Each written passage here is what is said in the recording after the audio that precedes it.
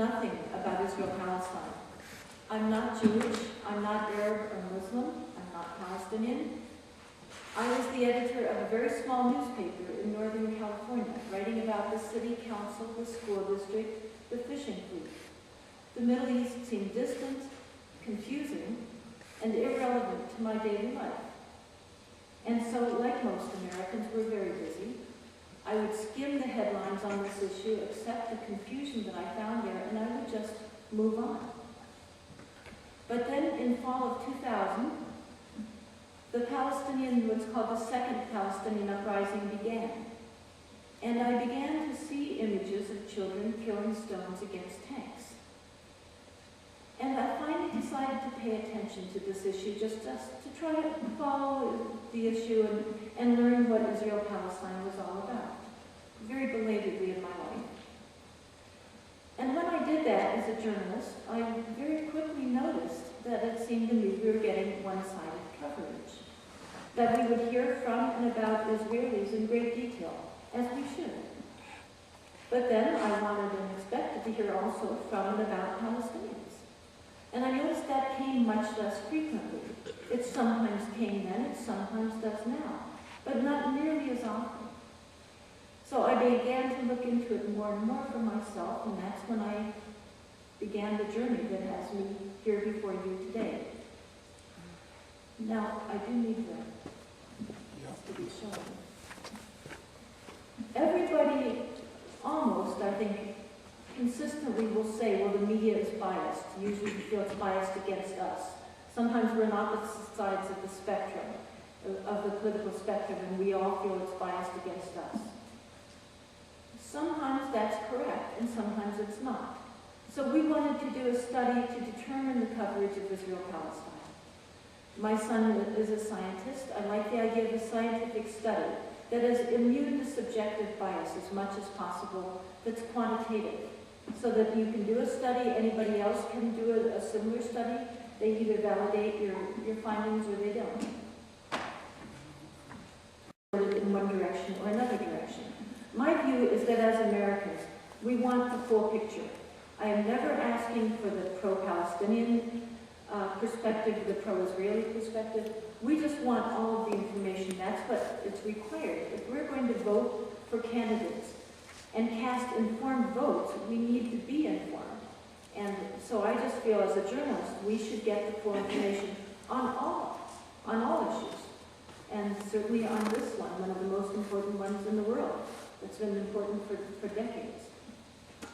So we decided to choose a category that would be universally acknowledged as significant, and we chose to look at the coverage of deaths among both populations.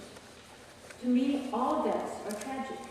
Israeli deaths and Palestinian deaths, and Lebanese deaths and American deaths.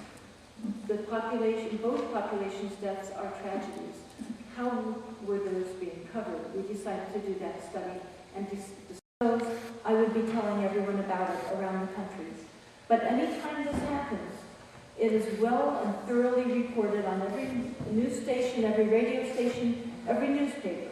We are getting that information. So instead, I'll give the information, some of it, that is equally significant, equally tragic, that we should also be getting, but we are not. Now, whether or not the media is biased, we decided to do these studies. We decided to look at one-year studies of how the media were covering deaths among both populations. We looked at a number of the national media and at some regional newspapers as well.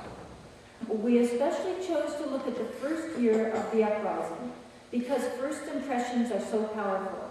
They determine for us the context within which we ever after view a conflict.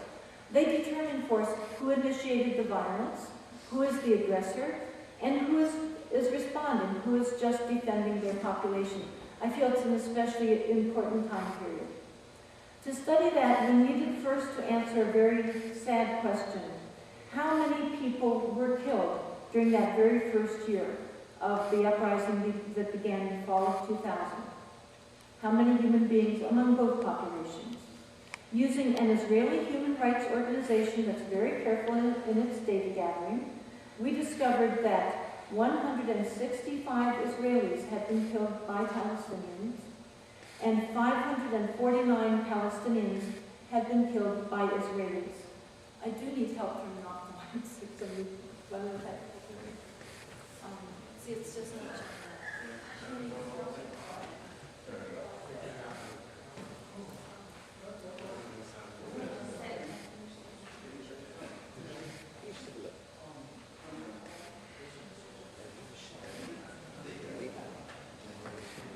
Can you see the charts? Yeah. Oh, somebody got it.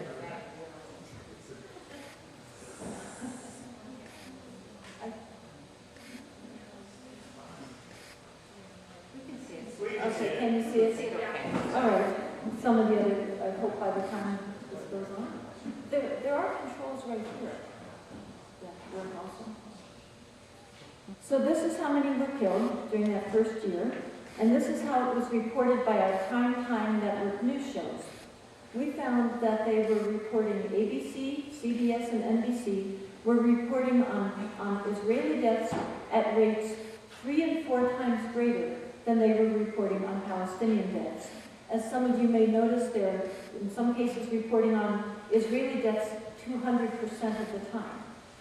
The way that occurred is we were counting every time there was a report on a death. So if there was a follow-up report about families burying loved ones, for example, for either population, we would count that. We knew, therefore, in theory, the coverage could exceed 100%.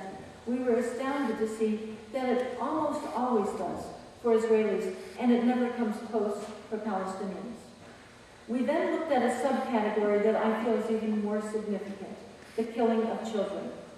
All populations on Earth feel that children are illegitimate targets of strife.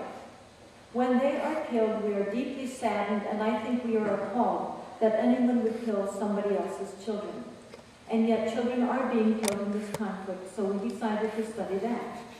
We found, again using an Israeli organization, we found that in that first year, 28 Israeli children had tragically been killed by Palestinians, and 131 Palestinian children had tragically been killed by Israelis. How were these deaths covered by our primetime network news shows?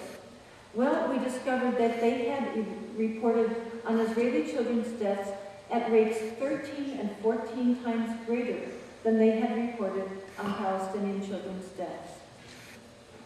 Another way of looking at that is this chart, where you can see the dark blue in the column are the number of news reports on Israeli children's deaths that exceeded the number of deaths that had actually occurred, giving us the impression that more are being killed than actually are. Whereas for the Palestinian population, for the red column, we see the opposite going on. We see a vast empty column of Palestinian children's deaths that we never even learned about, that were invisible to us, but not to their families. This is a study from the New York Times. In this case, we decided to graph the coverage chronologically during the course of that first year.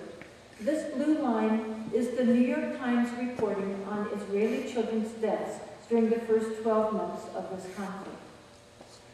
Next, I'll show you, so that's the New York Times reporting. Next, I'll show you the curve of the actual death curve for Israeli children.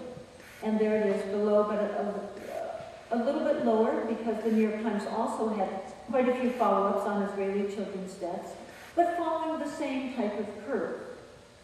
Next, I'll show you the curve of the New York Times reporting on Palestinian children's deaths.